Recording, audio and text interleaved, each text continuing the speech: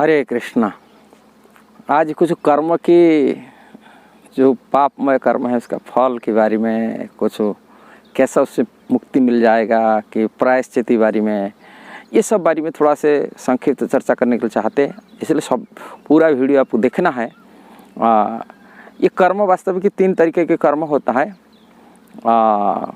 एक कर्म तो सकाम जनित कर्म है, इसको सत्कर्म करते वेद शास्त्र में लिखा गया है। जो कर्म करने से व्यक्ति को पुण्य मिलता है, जिस कारण से उनके ये भौतिक जगत में प्रगति कर सकता है, उनको स्वर्ग आदि सुख मिल सकता है कि भौतिक शरीर में उनको सुख मिलेगा। इसको सकाम जनित सत्कर्म कहा जाता है।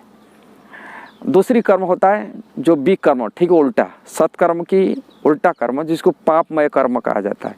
जिस कर्म करने से व्यक्ति को पाप के परिणाम उसको दुख मिलता है। सत्कर्म करने से सुख मिलता है और विकर्म करने से जो पापमय कर्म जो करते हैं इससे उसको दुख मिलता है। उनको व्यक्ति का इस संसार में उनको पतन हो जाता है। मनुष्य शरीर हो जो शरीर में लाओ उससे अधपतन हो जाता है। आगे जाके निम्न शरीर, निम्न प्राणी को शरीर में पतन हो, अधपतन हो जाता है। ऐसा कर्म होता है। वो परिणाम बहुत दुख होता है। कभी नरक में बहुत सारी कष्ट भी भोगना पड़ता है, जिसकी वर्णना श्रीमद् भागवत की 5वां स्कंद के अंतिम अध्याय में इसकी चर्चा हुई है। नरक की वर्णन किया गया।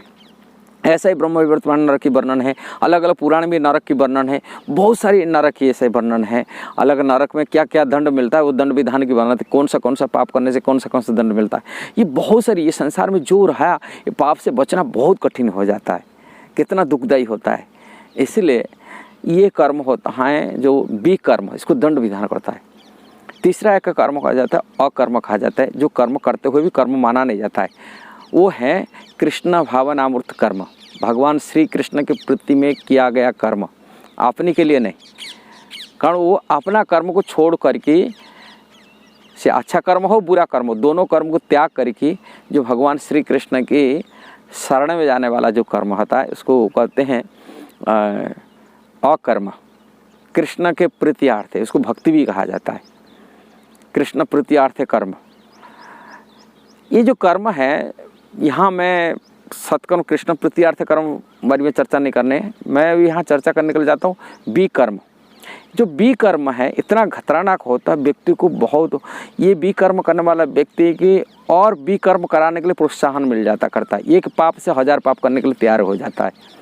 अब पाप से बचने के लिए वो अलग तरह तरह की पापमय कर्म करने के लिए तैयार हो जाता है। व्यक्ति देखे होंगे, एक पाप किया, एक पाप को बचाने के लिए दूसरी पाप करने के लिए तैयार हो जाता है, दूसरी पाप कर्म हाथ डाल देता है, जिससे और व्यक्ति जघन्य से जघन्य स्तर को चला जाता है। किंतु उसके बचने के लिए हमेशा सावधान, कृष्ण के शरण में जाना चाहिए, बुद्धि मांगना चाहिए, कैसा पापमय कर्म से बच सकते। और उसी बचने के लिए भगवान कृष्ण के शरण जाने से ही व्यक्ति संपूर्ण रूप से मुक्ति मिल सकता पाप से।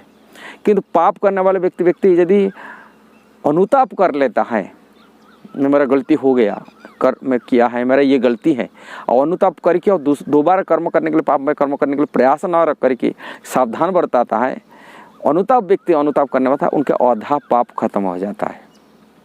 अनुतप्त व्यक्ति का आधा पाप खत्म हो जाता है यदि ये करे। अब पापी व्यक्तियों की यदि कोई पाप कर रहा है, कि कोई चोरी कर रहा है, गलत काम कर रहा है, और उसका दोष देखने वाला व्यक्ति, यदि दूसरा व्यक्ति दोष देख रहा है, उसको 30% दोष लग जाता है, 30% चोरी का फल लग जाता है। ये भीष्म पितामह महाभारत में कह रहे हैं। इतना खतरा, वो भी दिखने वाला, पाप करने वाला व्यक्तियों को पाप को देखने भी पाप लग जाता है। सावधान रहना चाहिए, साधु को सावधान होना चाहिए इसी कार्य में, साधु सावधान रहना चाहिए हमेशा। दूसरा, पाप करके अनुतप्त व्यक्ति की आधा पाप तो खत्म होता है। अब पाप करके उसके लिए भगवान के शरण में जाने के लिए संपूर्ण पाप खत्म हो जाता है। और यदि भगवान के शरण में जाते हुए, भगवान के नाम लेते हुए पुनः पाप करने के लिए लगता है, उससे अपराध में परिणत हो जाता है। ये भी सावधान रहना चाहिए। अपराध पुनः, ये नाम अपराध में आता है।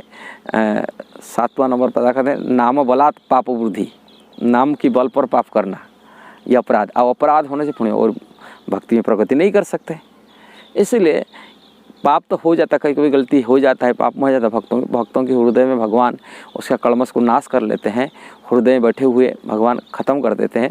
श्रीमद् भागवत नवजोगेंद्र जी का हर है यदि वो प्रयास न कर, और भगवान के शरण में रह के हमेशा भगवान की प्रार्थना करते हुए, उनको अनुनय विनय करते हुए, उनके मेरा पाप हो गया, मेरे को प्रायश्चित करे, मेरे को मैं उसके प्रायश्चित करने के लिए मेरा योग्यता नहीं है, आपका कृपा है, अनुकंपा पर आश्रित हो जाता है। अब भगवत कृपा से भगवान उनका पाप तो खत्म करा देते, उनका पाप का फल को खत्म कर देते हैं। प्रारब्ध होगा वो भी खत्म कर देते हैं, अपराध होता वो भी खत्म कर देते हैं। बीज कूट रूप में जो पापमय रहता वो भी खत्म हो जाता है यदि भक्ति करें, भगवान कृष्ण भक्ति में तत्पर होकर लग जाता है। किंतु पाप और पूर्ण पाप करने के लिए प्रयासरत रहता है, एक पाप से दूसरी पाप करने के लिए चाहता है, और वैष्णव चरण विशेषकर अपराध करता है, उसे पाप खंडन होना मुश्किल हो जाता है। यदि वीडियो आपको अच्छा लगा जरूर इसको शेयर करना, सब्सक्राइब करना, लाइक कमेंट देना, ये आशा करता हूँ। हरे कृष्ण।